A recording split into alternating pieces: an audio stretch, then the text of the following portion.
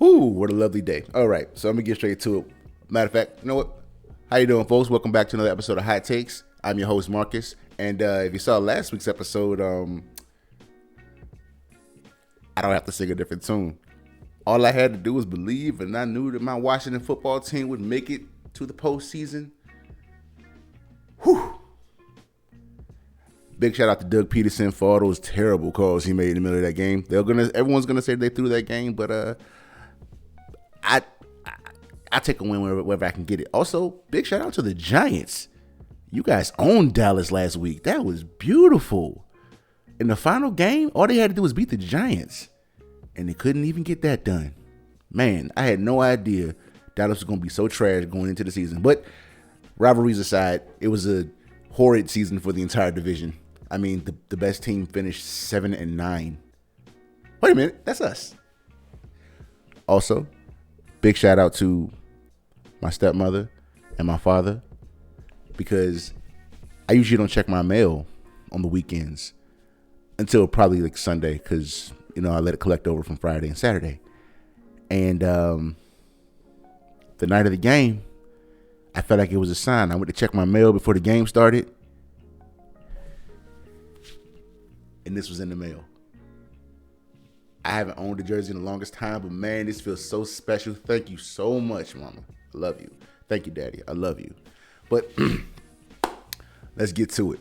All right, so it's time for the playoffs to start. There's a lot of teams that are missing, a lot of teams that are there. My team is one of those going to be there. Weirdly enough, we're playing I almost called them the Patriots. We're playing the Buccaneers. The Buccaneers are literally what I would say is what, there's an old saying, you got to rob Peter to pay Paul. They had to rob the Patriots of their three best players to make the playoffs for the first time since 2007. And they already had some talent. This is going to be a rough game. Personally, if I'm taking my fandom out of it, the Buccaneers are going to destroy us. But being a fan that I am, I'm giving us a chance. We'll probably still lose, but it'll be closer than expected. I think it'll be like, the score will be something like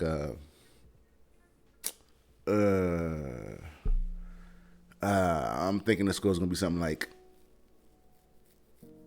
35-21. I don't know how I got that figure, but it's okay. Don't worry about my math. Anyway, so in the first episode, I had a visual aid. I think I'm gonna do the same thing this time.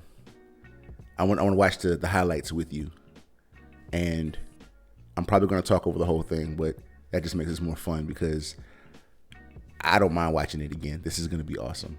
So let me go ahead and get this all set up for you. Make myself tiny. All right, well, let's get to it. Will he play in the future? We don't know. We asked him the other day. He doesn't know. Third down and 8. Over the middle. Caught by McKissick, looking for the first down, and gets it started at their own 9. Picked up a couple Okay. of downs and give it to Steve Yes. Sims. And Sims with a good run. This is the fight I love to see out of my team. We don't usually get to see this kind of thing. Alex Smith is the captain of this team, undoubted. I mean, the man literally fought death off to come back and play football. I mean, that leg they had to have repaired. What was it, 17 surgeries? Man, that guy's a warrior. But I digress. Back to the game. Logan Thomas. Logan Thomas has been so impressive this year.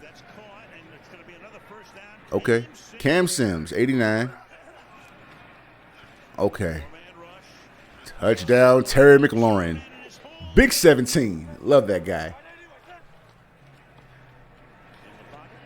Ooh. Cam Curl, the 7th round draft pick. Love that guy. All right. Here comes another 3 points. Boom. Bigfoot. Hopkins. Hopkins. All right, Jalen Hurts, number two, the Eagles quarterback. He scares me. He's one of those guys I wanted in the draft, but we weren't going to pick him up, so I have no problem with it. He's the kind of quarterback I hate playing against because he's mobile. That hurt a little bit, but that's we're a pass rushing team, so it happens. See, this is why I hate playing against guys like Jalen Hurts. He is dangerous.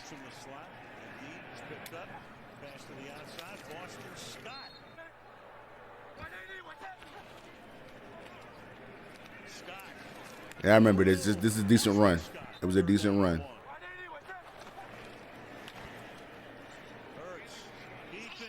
See? Okay, that last play still hurts a little bit. I have to say, that's why I like those quarterbacks. I hate playing against those kind of quarterbacks. He can throw the ball just as well as he can run the ball. And that's why I hate playing against Lamar Jackson. I hate playing against Kyler Murray. But I would love to have them as my quarterback. Unfortunately, Dwayne Haskins is no longer one of us. But I wish him all the best in the world. But we got to get a quarterback. I mean, I love Alex Smith, and he's a good guy, but he's not going to be the answer long term. I think all Washington football fans know this now.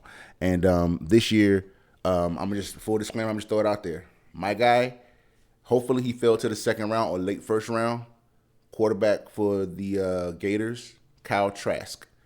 I want him, and hopefully if he comes in, if we are able to pick him up, we have a plan, like Ron Rivera has a plan, to sit him for at least a year or so before letting him onto the field, because greatness breeds greatness.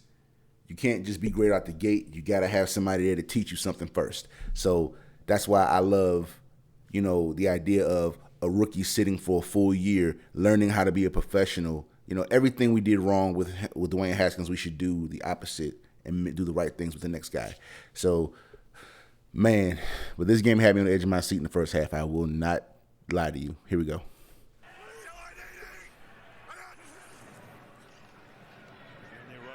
Smith will go down. Newer's check down got it out there. Good first down play. This is his sixth attempt of the night, and for the moment he has a Man. first down if they give him forward progress. Hurts makes the catch. And the pistol this time. Take the Huntley. And Hurts fires along the sideline, and it's Rager able to hold it in. Empty backfield. Hurts stepping up. Fires downfield, and it's... And that right there is what makes Jalen Hurts so dangerous. The way he stepped into the pocket and everything collapsed behind him, he could have either taken off and gotten the first down, or he did what he did. Now, throwing this pass to me was extremely dangerous, but he trusted his receiver. And that's going to be a big-time thing for them going forward in the future with the chemistry. They probably won't have Doug Peterson as a coach anymore, especially after that last game, this game. But, it doesn't really matter. Our pass rush has kept us in every single game. Our DBs have gotten so much better over the year. Cam Curl, 7th round pick. Most 7th round picks barely make the practice squad if they don't wash out immediately in the first year. So he was a huge surprise.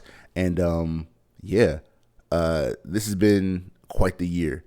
Also, just side note, Zach Ertz of the Philadelphia Eagles, they're not going to be picking up his contract after the season's over. So, I like Logan Thomas. I want to keep Logan Thomas in Washington, but we do need a secondary tight end. And if we can't pick one up out of the draft, Zach Ertz kind of just sitting there. I would love to have another division rival turn teammate.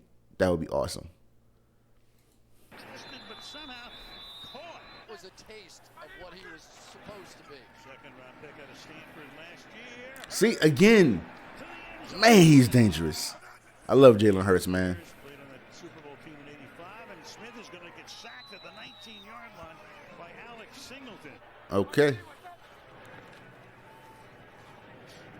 Fire to the outside, caught, but not a first down. Nope, no catch. Didn't have control of it. 36. In the pocket again, pressure, but gets it away, and it's caught. Man, I hate those kind of tackles. He's 13 of 16 for 100 yards, spins around. Okay. Throws. Good gain here. Woo. Whether he plays another year or not doesn't matter. It changes life. First and 10 over the middle. That's caught inside the 20-yard line. Down in 4:35 seconds. One timeout left for Washington. Catch is made, and McKissick will take it out of bounds. Okay. Four-man rush. The back of the Oh, high point. Logan Thomas with the high point. Oh man. Hold on. Okay. All right. I'm gonna backtrack this. Now this is a basketball reference, but it's also like, you know, a big time thing. So in the last play, I'm gonna play it back in a second. Number 17, our best receiver, Terry McLaurin. He got left hanging. Everyone thinks he got left hanging because Logan Thomas forgot to, you know, dap him up after the play was over in the celebration. He was making a shout out to a well-known Washington football fan and current basketball player. His name is Josh Hart. It's this thing that he does where he gets left hanging all the time, and he just gives himself the dap. So you're going to see it right here. So there's the high point. Impressive catch from a tight end. 17. Here it is right here. Right there. He had to dap himself up. He just had to take himself out of the camera. It's hilarious. It's a great thing. All right, back to the game. Sorry, I had to point that out.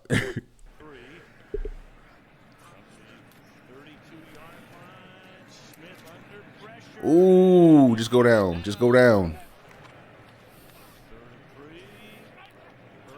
Look at that. Oh. Yes. Oh, I get hyped for the defense, man. I love the defense. Oh, my gosh.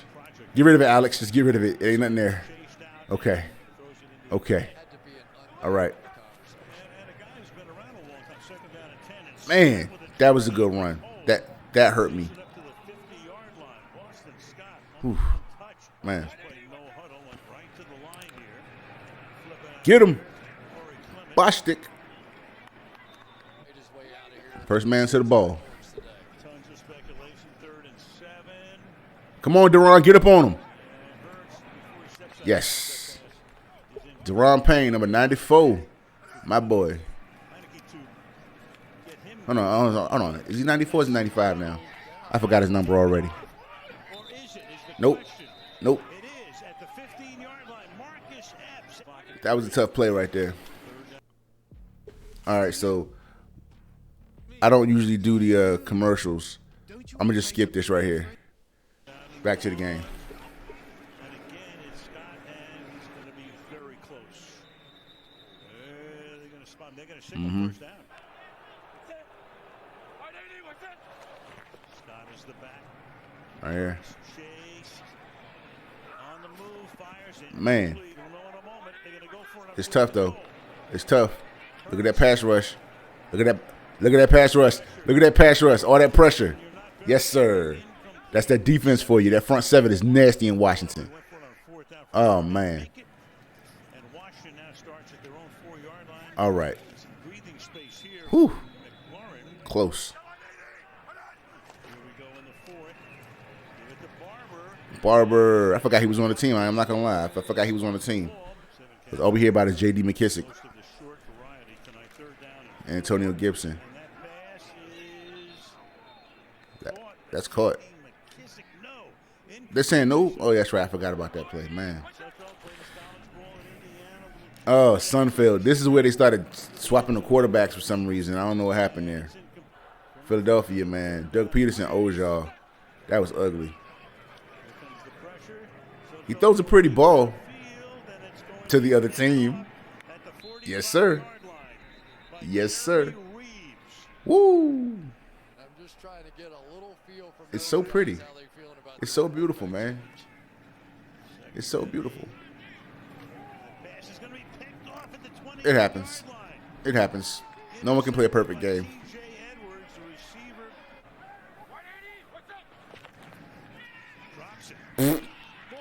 Pick it up.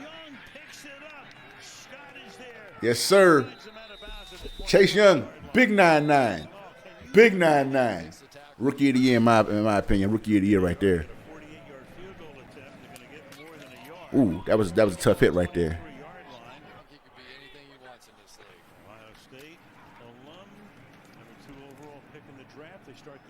Okay. With a Boston Scott 4-yard run.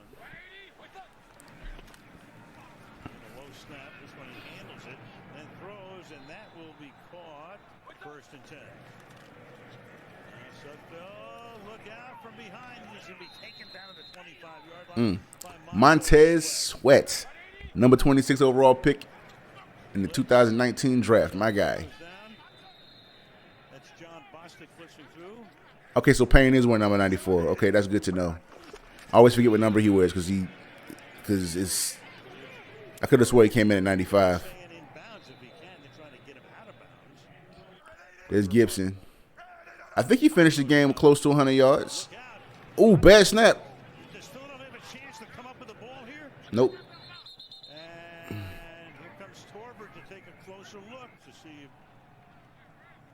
get some other information. Who winds up with it? Ball squirts out again. Oh, and Smith comes up. Yes, sir. The quarterback. That's called hustle. Third down and 10. Handoff here. Gibson. He's close to a first down. Very close. Gonna mark it a- Okay, this right here. This is so Bush League right here. I don't know who this guy is, but I guarantee you he will not have a job next year. Everyone in the league, everybody and their mama know what happened to Alex Smith and that right leg of his a year and a half ago, almost 2 years. This is Bush League. The whistle was blown. The play was already dead. It was encroachment already. It didn't matter. And he still went after that man's leg. I am so surprised that they didn't eject him for that immediately. That was, look, as big a fan of sports as I am, I'm as big as anyone else could be. I'm also big on sportsmanship. That right there is uncalled for. That guy will not have a job next season. That's inexcusable. Honestly, if I'm the coach, if I'm Doug Peterson in that game right there, that guy's coming out. He's coming out so bad. I'm telling you, go in the locker room, take your jersey off, leave your pads, leave your playbook on the desk while you're at it. You don't have a job anymore, kid. That was ugly. Good luck to you in the future. But there's no room in the game for that kind of no. It's just no. But sorry, I'm just being emotional. You know, as T.O. once said, that's my quarterback. That's my quarterback. All right, let me stop playing. See this? It was already dead, and he took another shot. Look at him. Terrible.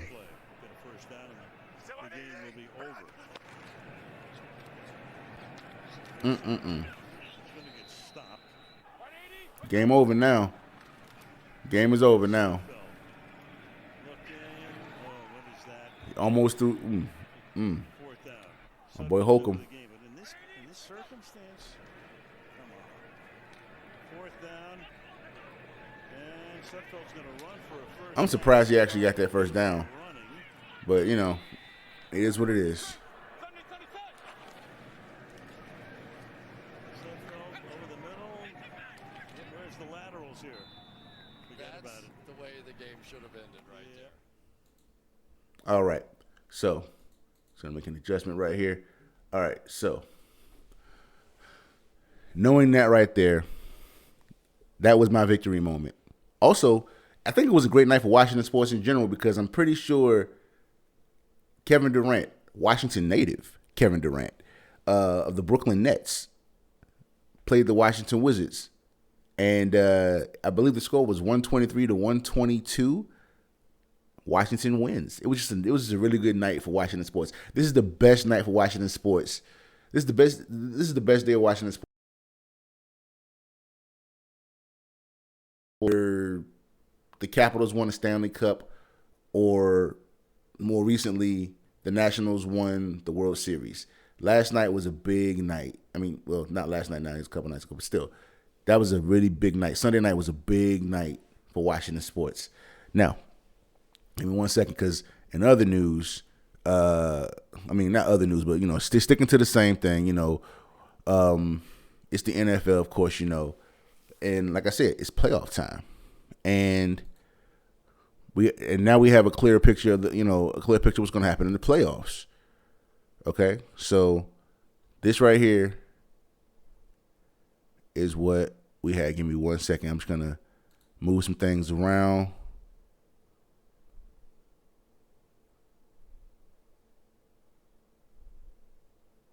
All right.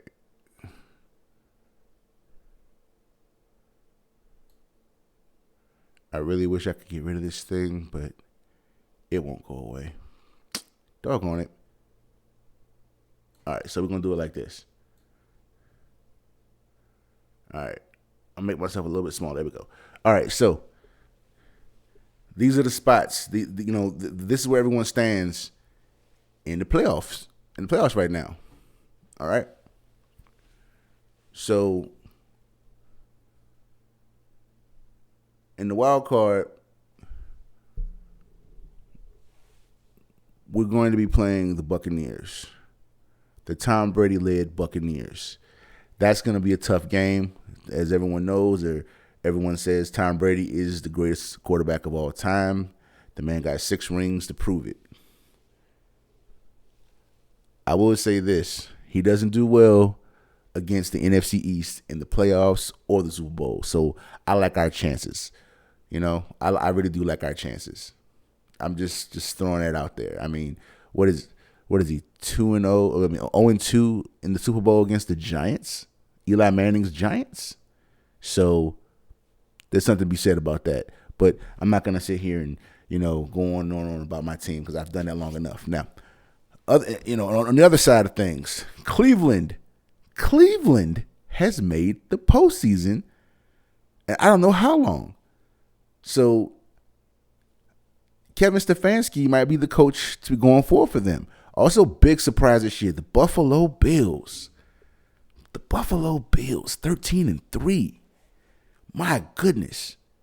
Now, all that being said, you have usual suspects. Of course, you got the Seahawks and you got the Rams that they were expected to make it anyway. I mean, it's wild card, but they made it regardless. The Packers, if they didn't make it, it would have been a shame. I believe Chicago is in it as well, and that's all NFC right there. The Saints, if they didn't make it, it would have been a shame as well. Of course, the Kansas City Chiefs are going to be on top. One team that I said last week that is very, very surprising not to be here is the Las Vegas Raiders. Now, I hate harping on the Raiders, but I had high hopes for them this year, and they let me down something terrible. I don't know what happened, but good luck to them next year. Probably had something to do with letting go Khalil back a couple of years ago, but I'm not going to sit here and get on them about that. They had to make some changes. You got a new coaching staff, a whole new GM. You got Mike Mayock in there with John Gruden, so they're going to do what they do. The Colts made it. I don't know if Rivers is going to be here after this season. Oh, speaking of retirements, Larry Fitzgerald out there in Arizona, after 17 seasons, is finally going to hang up his cleats. He's had a Hall of Fame career, and man, that guy was the epitome of professionalism. He never got in any kind of trouble. He put his head down. He went to work every day. I think he made 11 Pro Bowls, or was it 11 or 13 Pro Bowls? He had an amazing career. I don't think he had a single season under 1,000 yards. So he's more likely, he's probably going to be a first ballot Hall of Famer. So big up to Fitz. I love that guy. I think everyone should love that guy. I mean, it's huge. So real quick, give me a second. I'm going to switch modes, and I'll be right back. Okay, so I'm back. In other news, and this is interesting, NBA, the basketball world. The season has started, and it's important for everyone to know. I have big news for you, and it's really strange. To all my New York Knicks fans, if the playoffs started today, you are currently sitting at the 5th seed in the East. Now, unfortunately, you got a long way to go, but it's looking up for you guys. RJ Barrett is coming into his own, and I gotta say, Julius Randle seems to be playing like he's some sort of all-star. He's nearly averaging a triple-double. The Boston Celtics are, as a team, they're a little underwhelming right now, but, it's only the beginning of the season. Jaylen Brown has really been showing out on offense. He's showing more than I've ever seen before. I've always known he's been capable of it. We've all known it, but he's hung his hat on defense the first few years of his career, and I think that it's time for him to really start to bloom right next to Jason Tatum, and it's going to be a beautiful thing. Outside of that, the usual suspects, of course, Philadelphia's at the top of the division, as the Washington Wizards are 4 positions out of the playoffs at the moment. They started the season in the first 7 games. They are 2-5, including that big win over Brooklyn just this past Sunday. But that was only their second win. I'll say this for Washington Wizards fans: you probably won't make the playoffs this year, but it's going to be fun to watch them for the first time in a long time. Now, speaking of teams that currently aren't making the playoffs, but again, I have to remind you, it is just the beginning of the season. My Miami Heat are sitting at the 9th spot at 3-3. And I believe we have a game in a couple days. I forget who we're going to be playing. We're underwhelming right now. It's okay, though. I'm fine with us being underwhelming. We have to find our rhythm. We didn't really add much to the team. The players that I would want on my team, well, for one thing, I know we need another point guard. Goran Dragic can't keep it up by himself all the time. I love that guy, but everyone needs help. Everyone was talking about the James Harden trade, and maybe Miami should take a shot at him. But look, if it means giving up Tyler Hero, I'm not with it, because Tyler Hero is only 20 years old. He just came off of a great performance in the NBA Finals. He had a great rookie season, and there's no need to get rid of him now. Yes, his stock is super high, but if it means getting rid of a potential future all-star in the baby phase of his career, no deal. I'll take the young guy. It's one of those things where it's like, they say early bird gets the worm, or for me it's a slow race.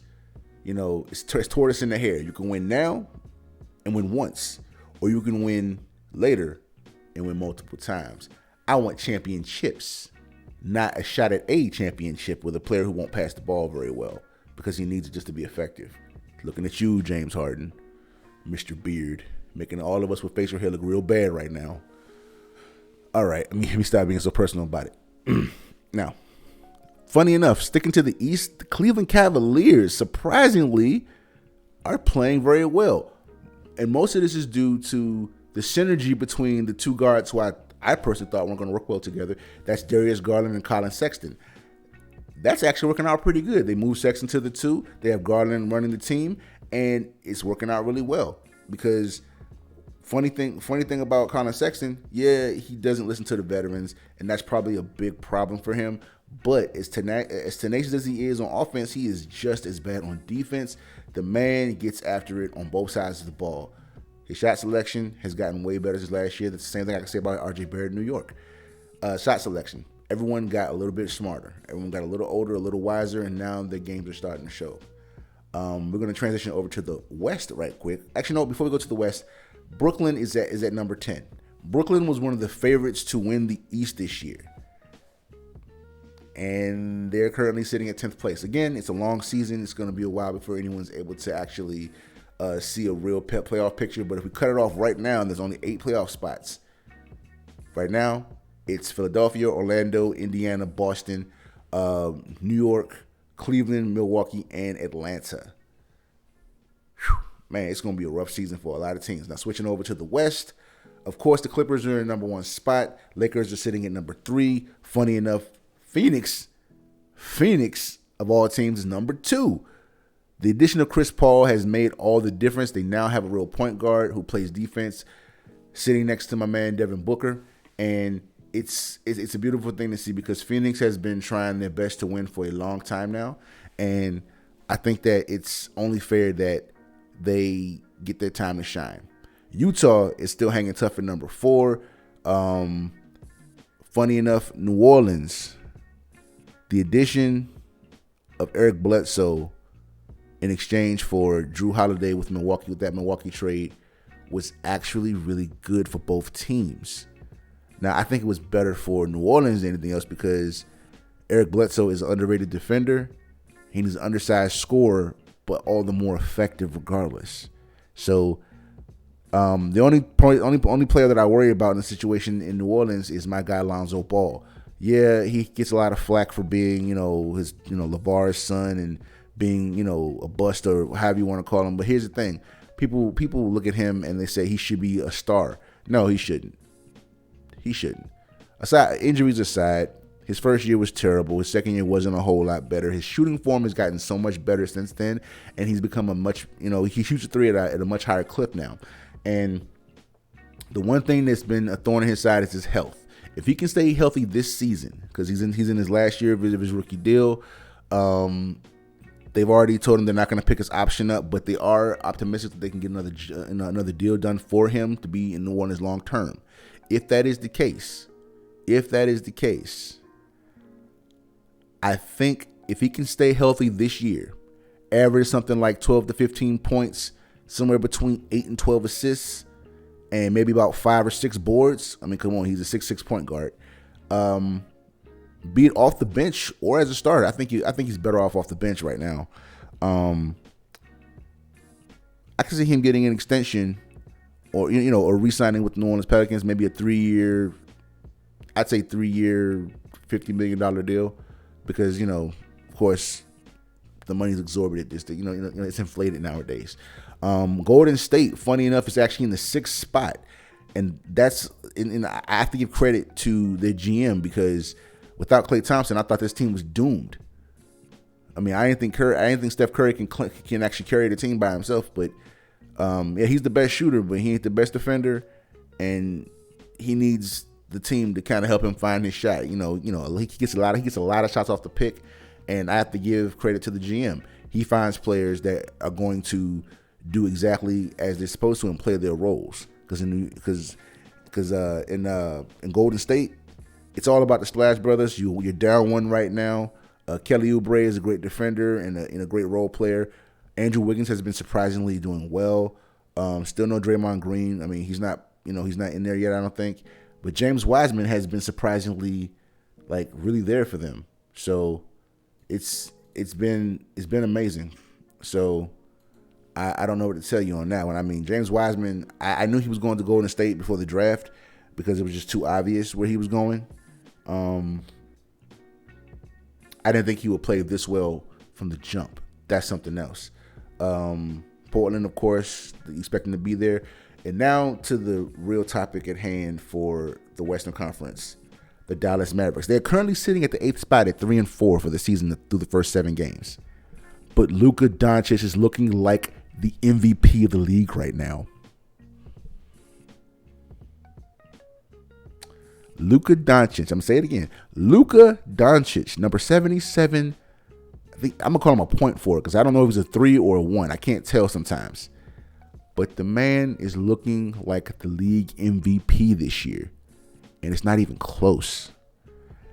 And the Mavericks are currently sitting at the 8th spot. When they get Kristaps Porzingis back, they're going to skyrocket to the top 3. So, seriously, the Clippers, the Suns, and the Lakers better look out because Dallas is coming, and they're coming fast. All right? Just throwing it out there. Same thing can be said about the Houston Rockets, just not right away. I think that once they get rid of James Harden, they're going to be just fine. Christian Wood is looking like an absolute stud. He's a beast of a player, and he's had quite the road in the NBA. John Wall looking like he's 100% healthy, and the only player that's been a little underwhelming, but understandably so, is DeMarcus Cousins. But regardless of that, Houston Rockets are going to be just fine. Sacramento Kings, they've always been like a little bit of a bubble team for the playoffs. They look like they should be there, but they're not. Funny enough, speaking of teams that aren't in the playoffs right now, 2 teams very surprising, both Denver and San Antonio. Both Denver and San Antonio are currently through the first 6 games. They're sitting at 2-4. That makes them the 11th and 12th teams in the Western Conference.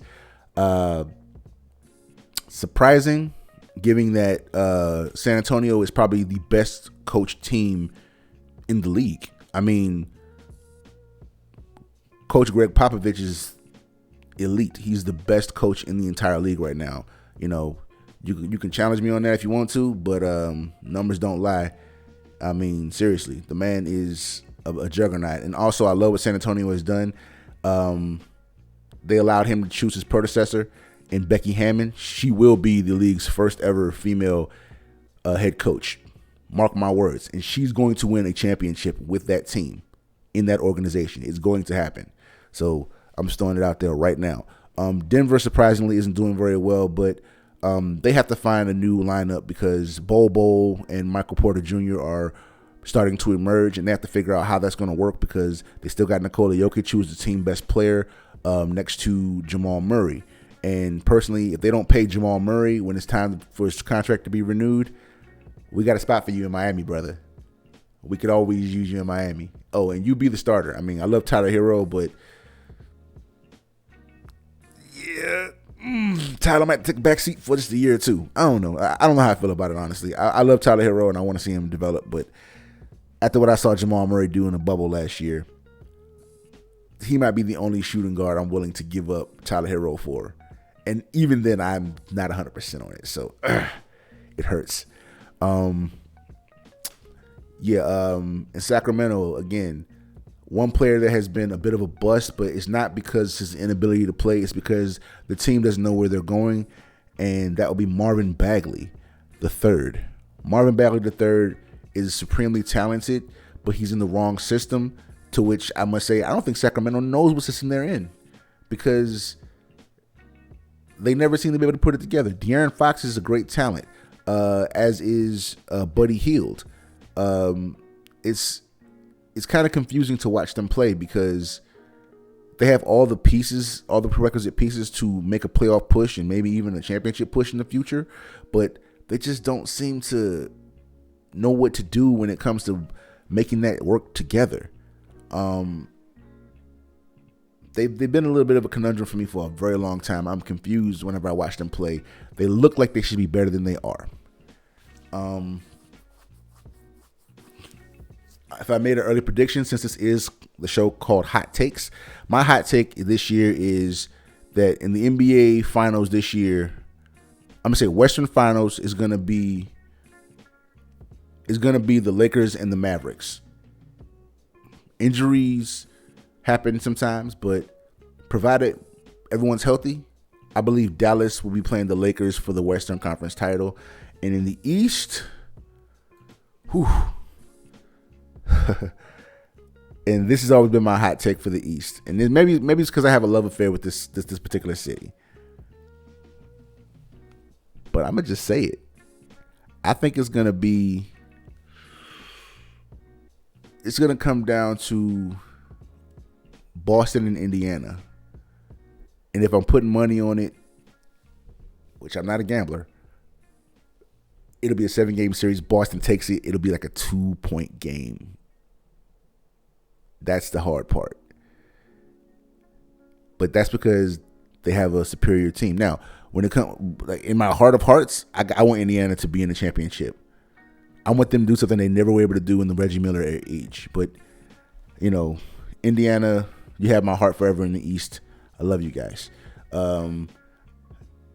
Dream scenario for me, here's who I want to be in the finals this year.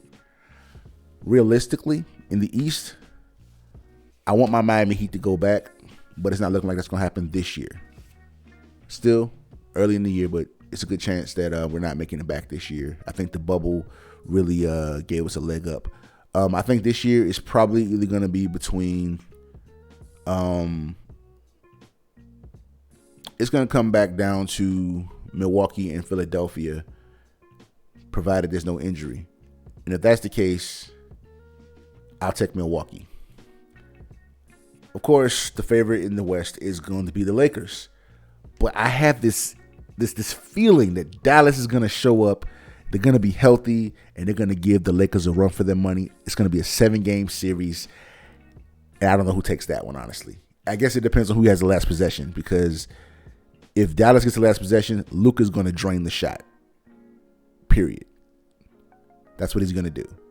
And if the Lakers have the last shot and it's in LeBron's hands, you better pray he doesn't make a pass to the wrong player and that player doesn't miss, because we saw a lot of that last year in the bubble with Danny Green. Yikes. So, I think it's going to be Dallas and Milwaukee in the championship this year. I think it's a long shot, but I got Dallas and Milwaukee, and that'll be a 6-game series. Dallas takes it. I got Dallas being the champions of the 2020-21 season. So, yeah. Well, this has been another episode of Hot Takes. Hopefully you all enjoyed it. Come back, see another episode next week. And I'm going to say it one more time. Washington is in the playoffs. We'll see if I'm still singing the same tune when we play the Buccaneers. I'm not going to lie. I'm a little scared. But I'm confident we can get the game. I'm confident we can get the win here. You know, Tom Brady ain't felt no pressure like this all year. So I'm looking forward to it. Our pass defense is going to be, our pass rush defense is going to be all over him. Hopefully, all those weapons he has out there in the field don't destroy us, because Antonio Brown, Mike Evans, Rob Gronkowski, what's his name, Chris Godwin, man, they are loaded at wide receiver. But I believe in our defense, and I believe in Alex Smith, or it might even be Taylor Heineke at quarterback next week. We don't know, but hopefully everything works out, and we at least get a good game out of it. So, yeah, this has been Hot Takes. I've been Marcus. Until next week. Later, folks.